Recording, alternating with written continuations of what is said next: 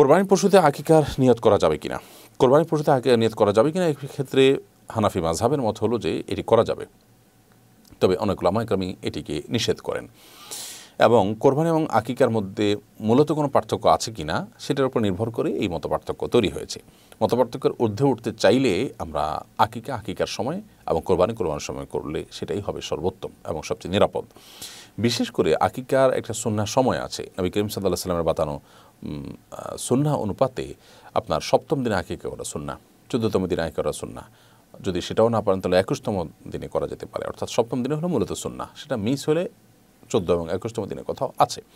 সেগুলো যদি মিস হয় পরবর্তীতে আকিকা করলে আকিকা হয়ে যাবে, সেটা ভিন্ন বিষয়। কিন্তু আকিকার যে একটা মাস্তুন সময় আছে সেটি বাদ দিয়ে কোরবানির জন্য অপেক্ষা করা, সেটা যে অবশ্যই উত্তম নয়, সেটা যে অবশ্যই ভালো নয়, সেটা নিয়ে কারো কোনো দ্বিমত থাকার কথা না। বিধায় আকিকার সময় কোরবানির সময় করা যেতে পারে বা করা উচিত।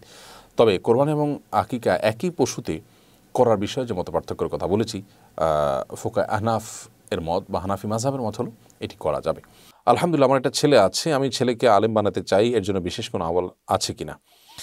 আলেম বানাতে চান, প্রথমত ভালো কোনো মাদ্রাসা নির্বাচন করে সেখানে ভর্তি করাবেন, একাধিক আলেমের কাছে তাকে রীতিমতো ফলো আপে রাখবেন এবং তারা যেন তার নিয়মিত ফলো আপ করেন, দেখেন অগ্রগতি ইত্যাদি। আপনি তার বিষয়গুলো খেয়াল রাখবেন যে মাদ্রাসা থেকে তার নৈতিক আমলি উন্নতি হচ্ছে কিনা। আর সব কিছুর আগে বাবা মা হিসাবে আপনারা তার জন্য অনেক বেশি দোয়া করবেন, চোখের পানি ফেলবেন, ওলামাদেরকে খুব মহব্বত করবেন। ইনশাআল্লাহ বিদিন আল্লাহ তাআলা সন্তানকে নেক মানুষ এবং আলেম বানাবেন। একটি মেয়ের সাথে আমার সম্পর্ক, তার সাথে জেনাও করে ফেলেছি, এখন এই মেয়েকে কি বিবাহ করতে পারবো?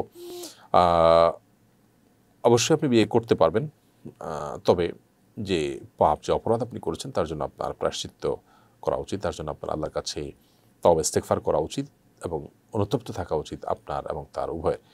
তবে বিয়ে করতে পারেন এতে কোনো সন্দেহ নেই। কোরআনে বলা হয়েছে আল্লাহর অলিদের ইহকাল এবং পরকালের ভয় নেই, দুশ্চিন্তা নেই। প্রশ্ন হলো, পরকালে সবাই যখন অস্থির থাকবে তখন তারা কি ইয়ানফসি বলবে না? এখানে ভয় নেই যে বলা হয়েছে, এর মানে হলো যে আল্লাহ রাব্বুল আলামিনকে যদি কেউ সন্তুষ্ট করতে পারেন, একটা পর্যায়ে তাদের পেরেশানি থাকবে না। যেমন কিয়ামতের ভয়াবহ গরমে আল্লাহর কিছু বান্দারা, শ্রেণীর মানুষরা তারা আরশের নিচে ছায়া পাবেন, তারা সেখানে শান্তিতে থাকবেন। হিসাব দেওয়ার জন্য যে পেরেশানি, টেনশন, এটা তো থাকবেই, এটা আরেক জিনিস। কিন্তু আপনার কিয়ামতের যে কষ্ট, কিয়ামতের যে আযাব, যে দুর্বিষহ পরিস্থিতি, এটা থেকে আল্লাহ তাআলা আল্লাহর অনেক বান্দাদের কিন্তু নাজাত দিবেন। অতএব কিয়ামতে নিজের হিসাব দেওয়ার জন্য যে পেরেশান থাকা, সেটা এক জিনিস, আর শাস্তিতে ভোগ করা আরেক জিনিস। এখানে ভয় নাই বলতে তাদের শাস্তির কোনো ভয় থাকবে না।